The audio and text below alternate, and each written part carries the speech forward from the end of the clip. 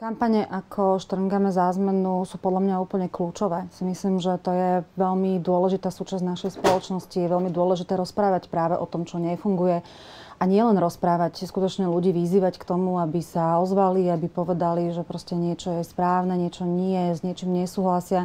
Jednoducho, my tu vidíme roky, rokuce, ako to ide veľmi zlým smerom, ako to ovplyvňuje naše každodenné životy.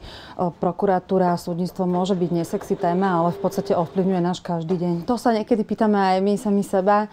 Asi je to preto, aby sa nám tu chcelo žiť, taká v podstate asi jednoduchá odpoveď. Vidíme, ako by sa nám oveľa ľahšie a lepšie všetkým žilo, keby na úradoch boli ľudia, ktorí rozumejú veciam, ktoré robia, keby to neboli dosadení ľudia, ktorí vlastne iba urobia to, čo povie nejaká politická strana.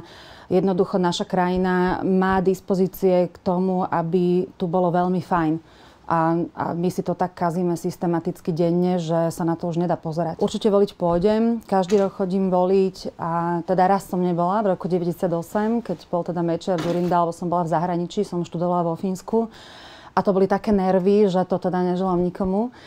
Ale určite voliť pôjdem. Najradšej by som sa rozhodovala podľa ľudí, pretože poznám veľa ľudí, ktorí sú za stranami alebo sú na kandidátke strán a viem o nich, že sú to skutočne ľudia zaujímaví, že sú to odborníci, že im záleží na našej spoločnosti, že to robia z presvedčenia a že by veci robili dobre a zároveň by vlastne vedeli prizvať aj iných odborníkov a tým pádom by sme vedeli spolu vytvoriť naozaj zaujímavú spoločnosť. V poslednej dobe je výrazne vidieť, že títo ľudia aj z mimovládok, aj z tých, ktorí majú možnosť napríklad si zaplatiť tú kampaň, aj z ľudí, ktorí naozaj niečo robia a dokázali vlastnou silou, že oni pochopili, že to treba spolu. Myslím si, že ten tlak, ktorý je v tejto spoločnosti, je na to, aby sme spolu vytvárali veci, ktoré sú zmysluplné, aby sme dali priestor odborníkom, aby sme sa čo najviac vykašľali na nejaké politické strany, ale na miestach, ktoré sú vyslovene manažérske a tých je naozaj veľa v štátnej správe,